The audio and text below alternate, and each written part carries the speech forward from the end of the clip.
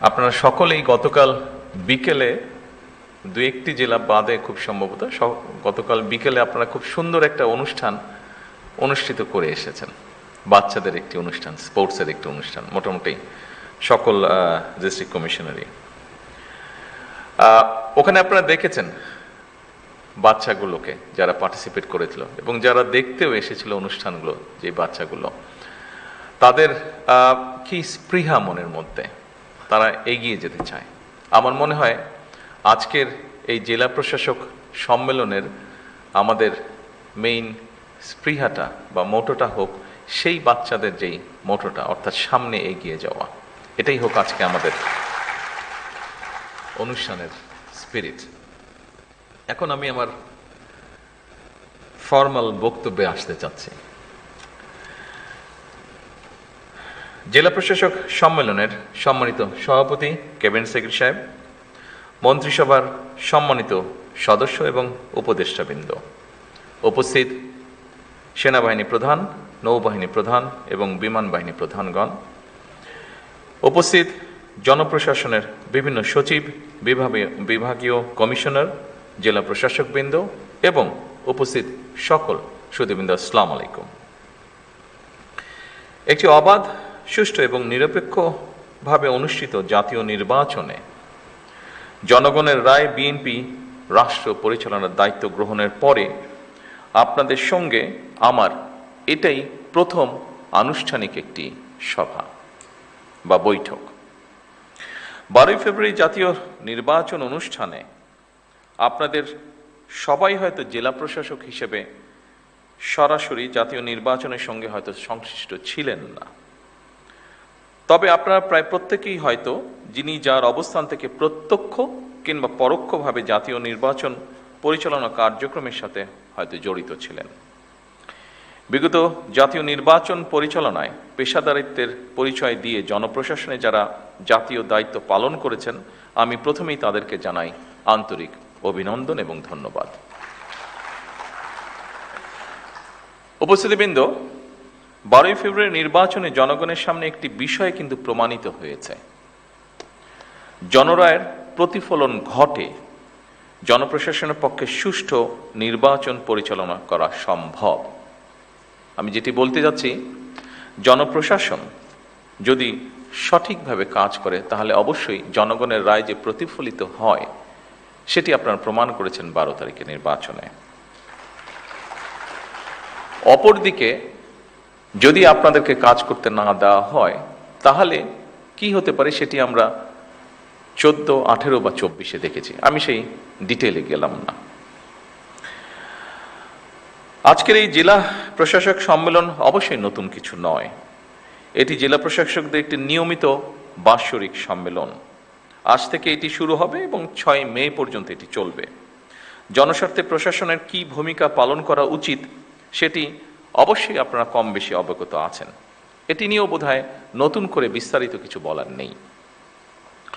তবে এটি যেহেতু বর্তমান গণতান্ত্রিক সরকারের সঙ্গে আপনাদের প্রথম আনুষ্ঠানিক বৈঠক, সেহেতু সরকারের গৃহীত নীতিমালা এবং জনপ্রশাসন সম্পর্কে সরকারের কিছু পদক্ষেপ বা পর্যবেক্ষণ এবং নির্দেশনা নিয়ে মূলত আমি আপনাদের সামনে কয়েকটি কথা তুলে ধরতে চাই বা বলতে চাই।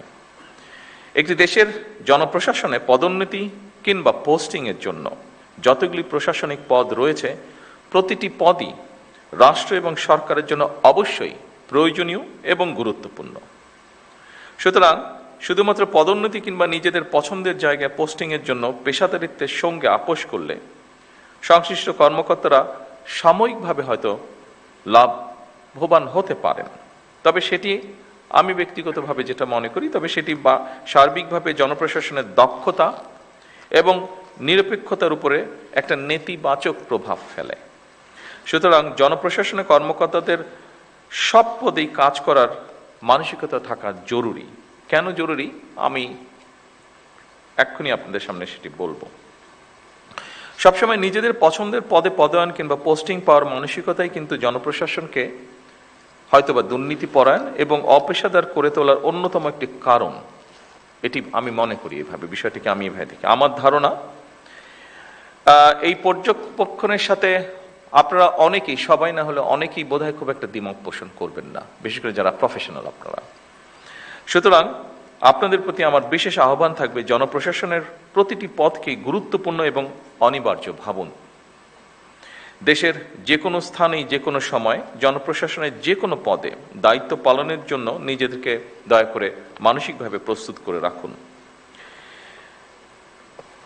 যে কারণে আমি কথাটি বলেছি সেই কারণটি হচ্ছে, দেখুন, আমরা সকলেই যদি একটি কথা মনে রাখি, সেটি হচ্ছে একটি সরকার যেরকম চিরস্থায়ী নয়, জনপ্রশাসনের কোনো পদ কারো জন্য চিরস্থায়ী নয়। এই জন্যই আমি পূর্বের কথাটি বলেছি আপনাদের সামনে। জনপ্রশাসনের যে কোনো স্তরের কর্মকর্তাগণ যদি রাষ্ট্রের প্রয়োজনে যে কোনো সময় যে কোনো পদে দেশের স্বার্থে যে কোনো স্থানে কাজ করার জন্য মানসিকভাবে প্রস্তুতি থাকেন, আমার বিশ্বাস জনপ্রশাসনে পেশাদারিত্ব গড়ে ওঠার ক্ষেত্রে এটা একটা সহায়ক ভূমিকা রাখবে।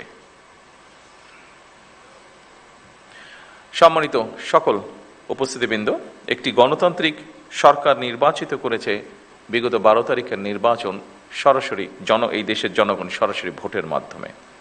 দীর্ঘদিন ধরে একটি জবাবদিহিমূলক, ন্যায়ভিত্তিক ও জনকল্যাণমুখী শাসন ব্যবস্থার প্রত্যাশা থাকা থেকে সাধারণ মানুষের আকাঙ্ক্ষার প্রতিফলন হচ্ছে বর্তমান সরকার।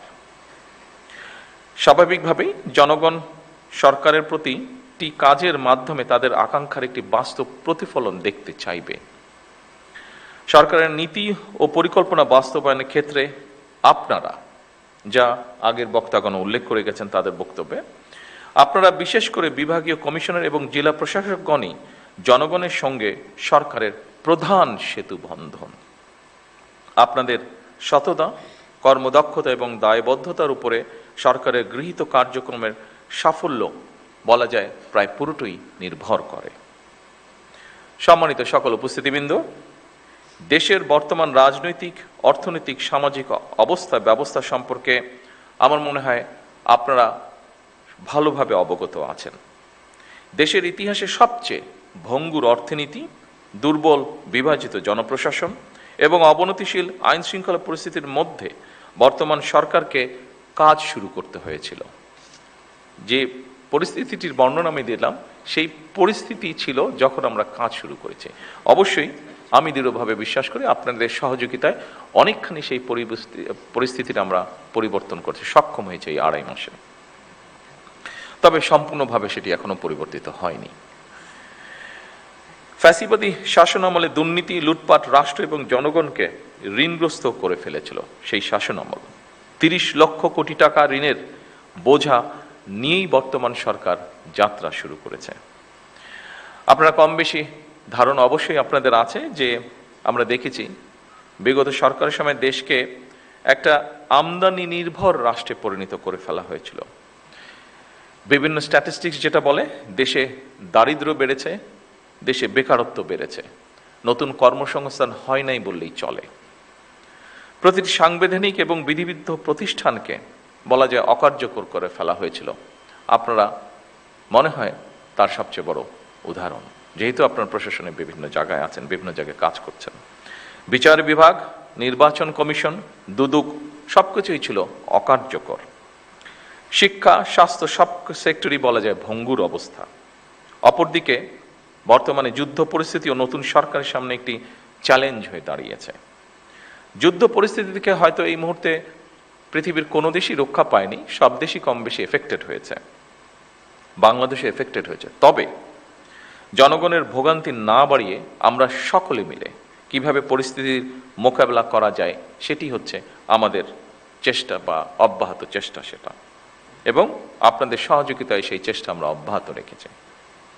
ঠিক এই পরিস্থিতি মোকাবেলা করেই কিন্তু বর্তমান সরকার দেশের আবহমান কালের ধর্মীয়, সামাজিক মূল্যবোধের আলোকে একটি ন্যায়ভিত্তিক কল্যাণ রাষ্ট্র প্রতিষ্ঠা করতে চাইছি আমরা, এবং এই লক্ষ্যকে বাস্তবায়নে সরকার দেশের প্রতিটি শ্রেণী পেশার মানুষের জীবন মান উন্নয়নের বিভিন্ন পদক্ষেপের বাস্তবায়ন কাজ শুরু করেছে।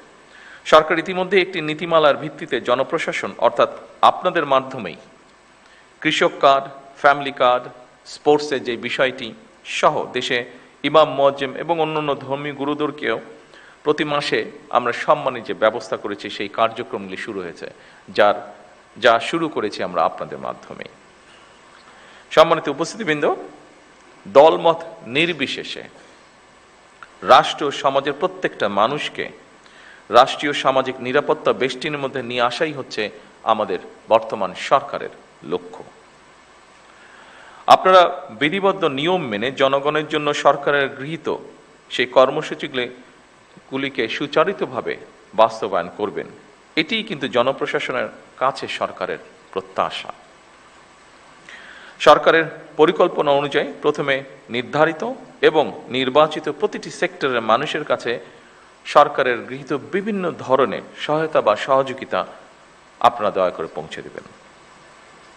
দেশকে বন্যা খরা থেকে মুক্ত রেখে সরকার সুষ্ঠু পানি ব্যবস্থার মাধ্যমে প্রায় সারা বছর কৃষকদের সেচ সুবিধাও নিশ্চিত করতে চায় এবং এই লক্ষ্যেই সরকার এক্সকাভেটর যেটি আছে, মেশিনটি যেটি আছে, এটার পরিবর্তে জনগণকে যতটুকু সম্ভব সম্পৃক্ত করে সারা দেশে আমাদের যে 20,000 কিলোমিটার খাল খননের পরিকল্পনা রয়েছে আগামী 5 বছর, এই কাজটি আমরা করতে চাইছি।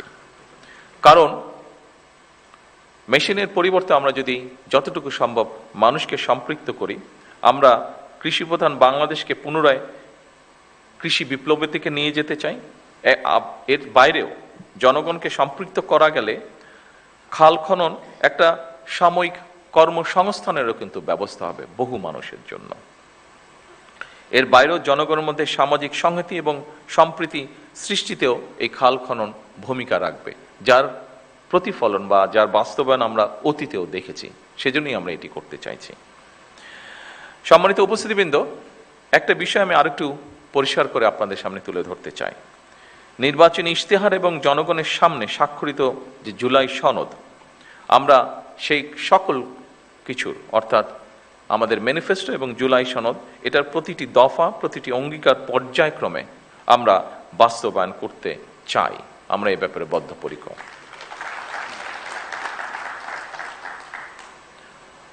আমি আশা করব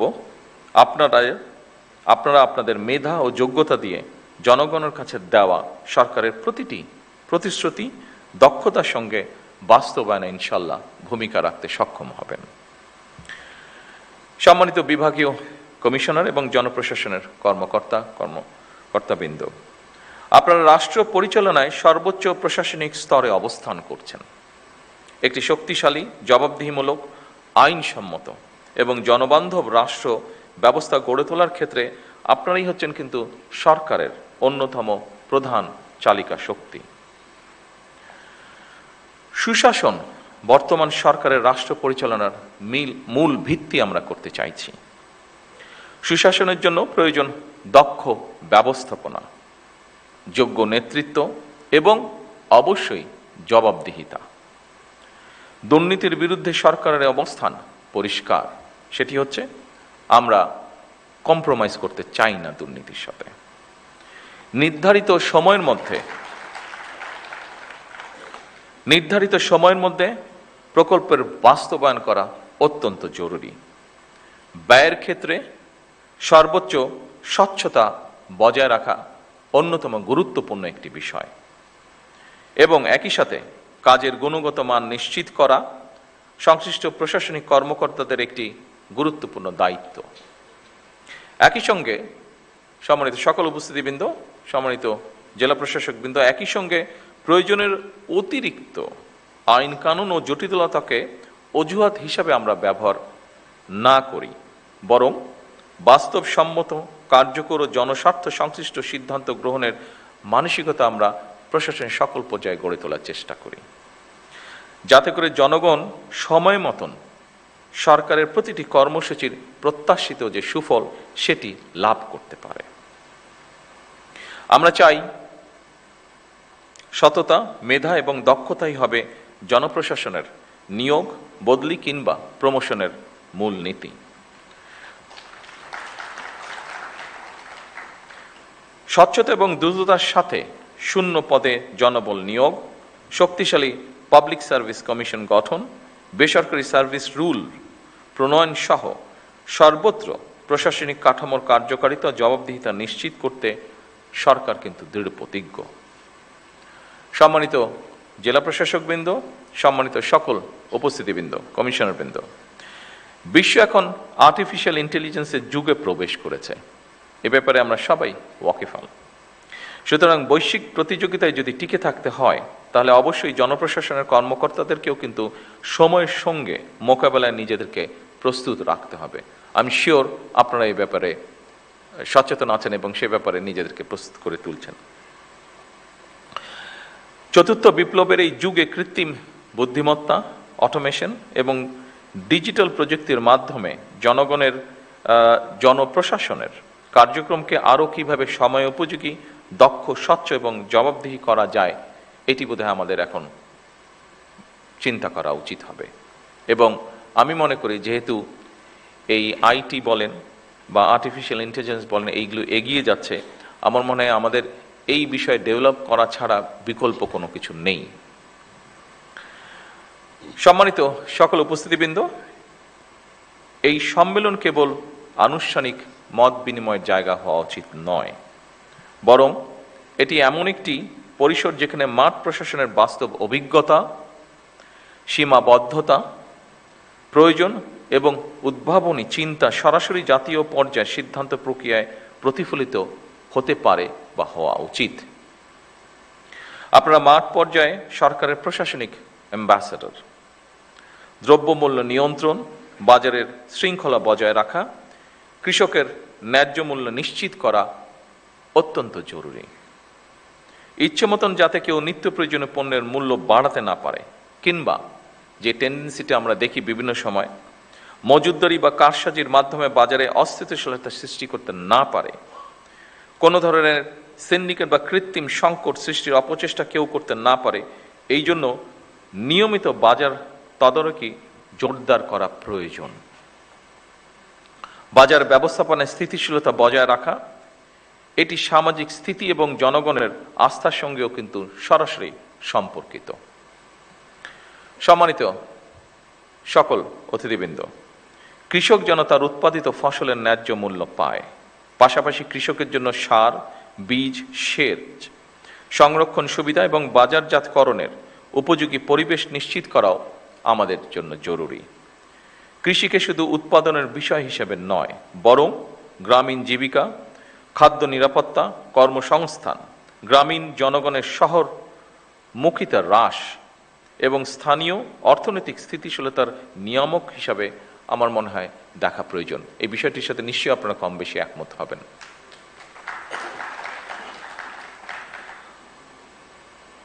সম্মানিত উপস্থিতিবৃন্দ, মোবাইল কোর্ট পরিচালনা কার্যকর, নিয়মিত এবং দৃশ্যমান করা প্রয়োজন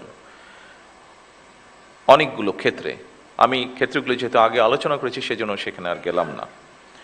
বিশেষ করে এখন আরেকটি, এই আমাদের এই যে মিডল ইস্ট ক্রাইসিসের সময় এখন আরেকটি বিষয় আমরা জোর দিতে চাচ্ছি, সেটি নিশ্চয়ই ইনস্ট্রাকশনও আপনাদের সকলের কাছে আছে, সেটি হচ্ছে সন্ধ্যা 7টার পরে আমরা চাইছি যে বিভিন্ন মার্কেট প্লেসগুলোতে যাতে বিদ্যুৎ ব্যবহার না হয়, এ ব্যাপারেও আপনাদেরকে একটু খেয়াল রাখা প্রয়োজন, খেয়াল রাখতে হবে। উপস্থিতিবৃন্দ, মোবাইল কোর্ট পরিচালনা কার্যক্রম নিয়মিত এবং দৃশ্যমান করার জন্য জরুরি পদক্ষেপ বা জোর পদক্ষেপ আপনারা দয়া করে গ্রহণ করবেন, যাতে করে আইন লঙ্ঘনের ক্ষেত্রে তাৎক্ষণিক ব্যবস্থা গ্রহণ করা যায় এবং জনস্বার্থ সংশ্লিষ্ট অপরাধ দ্রুত দমন করা সম্ভব হয়। জনগণ ন্যায় বিচার প্রাপ্তি সহজতর করা এবং সরকারি সেবাকে হয়রানি মুক্ত করা এবং প্রতিটি নাগরিকের জন্য সমান সুযোগ নিশ্চিত করা, আমি মনে করি আপনাদের কাজের একটি গুরুত্বপূর্ণ এবং বড় অংশ। উপস্থিতিবৃন্দ, সরকারি কার্যালয়ে সেবা প্রার্থীরা যেন অপ্রয়োজনীয় হয়রানি না হয় কিংবা বিলম্ব বা অনিয়মের শিকার না হয়, দয়া করে সে ব্যাপারে আপনাদেরকে কঠোর নজর রাখতে হবে। জনগণের যে কোনো ন্যায্য অভিযোগ গুরুত্ব সহকারে প্রতিকারের ব্যবস্থা দয়া করে আপনারা গ্রহণ করবেন। আইন শৃঙ্খলা পরিস্থিতি এবং মাদক নিয়ন্ত্রণ, সাম্প্রদায়িক সম্প্রীতি বজায় রাখা এবং বাল্য বিবাহ, নারী ও শিশু নির্যাতনের বিরুদ্ধে কঠোর ব্যবস্থা গ্রহণ করতে হবে, যেগুলো আপনাদের ক্যাপাসিটির মধ্যে আছে। বিশেষ করে আবারও আমি এখানে উল্লেখ করতে চাই, সাম্প্রদায়িক সম্প্রীতি, বাল্য বিবাহ, নারী এবং শিশু নির্যাতন, দয়া করে এই কয়টি বিষয় আপনারা আপনাদের ব্যক্তি অবস্থান থেকে দয়া করে পদক্ষেপ গ্রহণ করবেন। প্রশাসনিক অবস্থান আপনাদের আছে, তারপরে একজন মানুষ হিসেবে দয়া করে আপনারা এই বিষয়টিতে নজর রাখবেন না। আমি দৃঢ়ভাবে বিশ্বাস করি এটি। খাদ্যে ভেজালের বিরুদ্ধে কার্যকর ব্যবস্থা গ্রহণ একটি অত্যন্ত জরুরি বিষয়। এই খাবারটি আপনি খাচ্ছেন, আমি খাচ্ছি, আপনার পরিবারের সদস্য আপনার সাথে থাকছে, তারাও খাচ্ছে। কাজেই এটির প্রতি আমাদের নজর রাখা অত্যন্ত প্রয়োজন। এ ব্যাপারে সামাজিক সচেতনতা বৃদ্ধি করা প্রয়োজন। স্থানীয় নেতৃত্বের সঙ্গে সমন্বয় এবং প্রোঅ্যাক্টিভ প্রশাসনিক ব্যবস্থা নিশ্চিত করার মাধ্যমে আমি মনে করি জনপ্রশাসনকে গণমুখী করা গেলে জনগণ সরকারের কার্যক্রমের সুফল থেকে নিশ্চয়ই বঞ্চিত হবে না। সম্মানিত উপস্থিতিবৃন্দ, রাজনৈতিক নেতৃত্বের পাশাপাশি সরকারের যাবতীয় গণমুখী উদ্যোগ বাস্তবায়নের জন্য সরকার জনপ্রশাসনের উপরে নির্ভরশীল। বিভিন্ন সেক্টর চিহ্নিত করে সরকার দেশে বিদেশে কর্মসংস্থানের সৃষ্টির জন্য উদ্যোগ গ্রহণ করেছে। খুব সম্ভবত আমাদের নাটোরের ডিসি সাহেব বোধহয় এরকম কিছু একটা বলে গিয়েছেন ওনার বক্তব্যে। তরুণদের দক্ষতা উন্নয়ন, প্রশিক্ষণ, প্রযুক্তি নির্ভর কর্মসংস্থান উদ্যোক্তা হিসাবে গড়ে তোলার জন্য আমাদের সবাইকেই এগিয়ে আসা প্রয়োজন। খেলাধুলা, সংস্কৃতি কর্মকাণ্ড এবং জনস্বার্থে স্বেচ্ছাসেবামূলক অংশগ্রহণের সুযোগ বৃদ্ধি করা প্রয়োজন। যেমন আপনারা এর ভিতরে একটি কাজ করছেন, সেটি হচ্ছে যে ক্লিনিংয়ের কাজ আপনারা করছেন আপনাদের স্ব এলাকায়, খাল খননের বিষয়টি আছে, এরকম অনেকগুলো বিষয় আছে। কয়েকটি বিষয় আমি বক্তব্যের বাইরে, আমার যে স্ক্রিপ্ট বক্তব্য আছে এটির বাইরে আমি চিন্তা করেছি আমি আপনাদের সাথে আলাপ করব।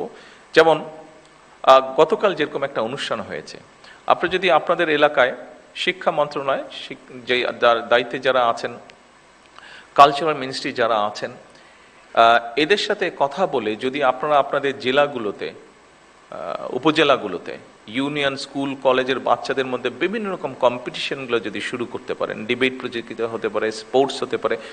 কেন স্পোর্টস সব সময় শীতকাল আসলে হতে হবে? কেন অন্য সময় স্পোর্টস হতে পারবে না? কেন কালচারাল অনুষ্ঠান ওই 26শে মার্চে হতে হবে, 16 ডিসেম্বর হতে হবে, 21শে ফেব্রুয়ারিতে হতে হবে স্কুল পর্যায়ে?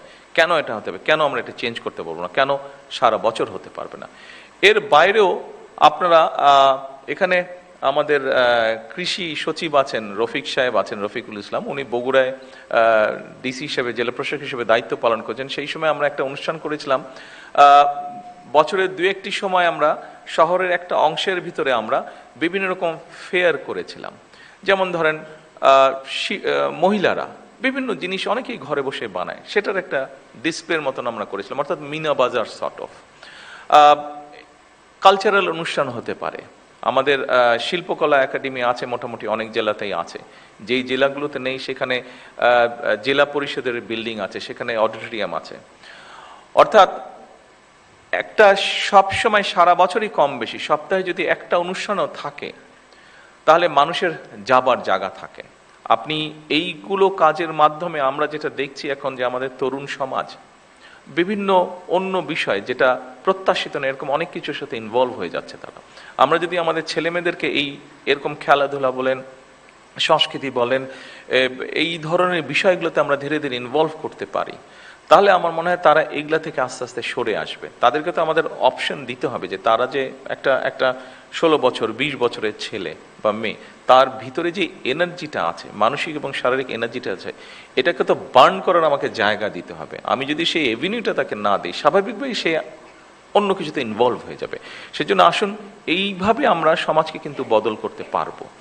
আপনাদের এলাকায় বিভিন্ন, যেমন আরেকটি জিনিস আমি বলতে যাচ্ছিলাম, এটা আমি আলাপ করতাম, আমি সিনিয়র মিনিস্টারদের সাথে এবং আলাপ করে এটা ঠিক করতে চাইছিলাম। আমরা যেরকম 21শে পদক দিই, 26শে মার্চ পদক দিই, আপনাদের ডিস্ট্রিক্ট কিন্তু এরকম অনেক ঘটনা ঘটে। যেমন একটা ছেলে, সে উদাহরণ হিসাবে বলছে, একটা মানুষ হয়তো হঠাৎ করে পুকুরে পড়ে গিয়েছে, বা একটা পশু একটা পুকুরে পড়ে গিয়েছে, একটা মানুষ নিজের রিস্ক নিয়ে ওই মানুষটাকে যে পড়ে গেছে তাকে রক্ষা করলো। একটা জীব পড়ে গিয়েছে, তাকে একটা মানুষ উদ্ধার করলো ওখান থেকে। অথবা ঝড়ে একটা গাছ পড়ে রাস্তা বন্ধ হয়ে গেছে, গ্রামের মানুষ হাঁটাচলা করতে পারছে না, কয়েকটা ছেলে মিলে সুন্দর করে গাছটাকে সরিয়ে রাস্তাটাকে আবার ঠিক করে দিল। অর্থাৎ এইরকম সামাজিক ভালো কাজ যেগুলো, এই কাজগুলোকে যদি আপনারা এনকারেজ করেন এবং তারপরে যদি আপনারা আমাদেরকে পাঠান, আপনারা যদি সেন্ট্রালে পাঠান, আমাদেরকে সেন্ট্রালে পাঠান, তখন জাতীয়ভাবে হয়তো আমরা এরকম ব্যবস্থা গ্রহণ করতে পারি। সে ম্যাট্রিক পরীক্ষা হচ্ছে, ম্যাট্রিক পরীক্ষা আমরা জানি বিভিন্ন সময় অনেক সময় অনেক ইনসিডেন্ট ঘটে থাকে।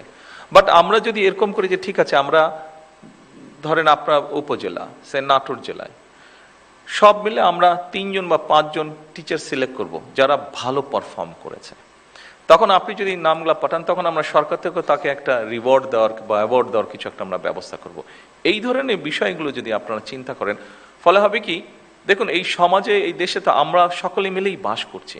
আমরা নিজেরই যখন পারিবারিক লেভেলে আলোচনা করতে বসি, আমরা যখন বন্ধুবান্ধব সামাজিক লেভেলে আলোচনা করতে বসি, আমরা অনেক বিষয় নিয়ে আলোচনা করি আমরা, যেগুলো আমাদেরকে কিছু ডিপ্রেস করে ফেলে, আমরা কিছু ফ্রাস্ট্রেশন এক্সপ্রেস করি আমাদের। কিন্তু আমরা সকলে মিলে যদি এইরকম কিছু কিছু জিনিস চালু করতে পারি, নিশ্চয়ই আমরা পরিবর্তন কিছুটা করতে পারবো, আস্তে আস্তে করতে পারবো। যে কোনো পরিবর্তনই তো একদিনে হবে না, 1 মাস 6 মাস 1 বছর হবে না। কিন্তু আমরা যদি, আমার ধারণা এটা, আমি যেহেতু অনেকদিন আমাকে বাইরে থাকতে হয়েছে, আমি দেখেছি সেই সব দেশে এরকম প্র্যাকটিস করে তারা, এরকম ছোট ছোট জিনিস হতে থাকে যেগুলো সমাজে অনেক ভ্যালু অ্যাড করে। কাজে আপনারা যদি এই উদ্যোগগুলো গ্রহণ করেন, আমরা এখান থেকে আপনাদেরকে সাপোর্ট দিতে পারবো ইনশাল্লাহ। আমরা চাই এই জিনিসগুলোকে। আমি কিছুদিন আগে ইনফরমেশন মিনিস্টার সহ, সেক্রেটারি সাহেব সহ আমরা আলাপ করছিলাম যে আমরা দেখছি সোশ্যাল মিডিয়াতে অনেক কিছু আমরা দেখছি, আমরা সমাজে আমাদের চোখেও দেখছি।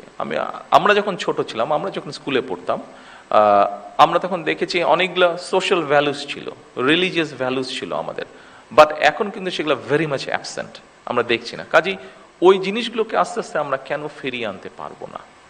মানুষের প্রতি মানুষের শ্রদ্ধা, মানুষের প্রতি, জীবের প্রতি দয়া, প্রকৃতির প্রতি দয়া, এরকম ধরনের জিনিসগুলোকে কেন আমরা আস্তে আস্তে ছোট ছোট ঘটনার মাধ্যমে কেন আমরা আবার সামনে আনতে পারবো না?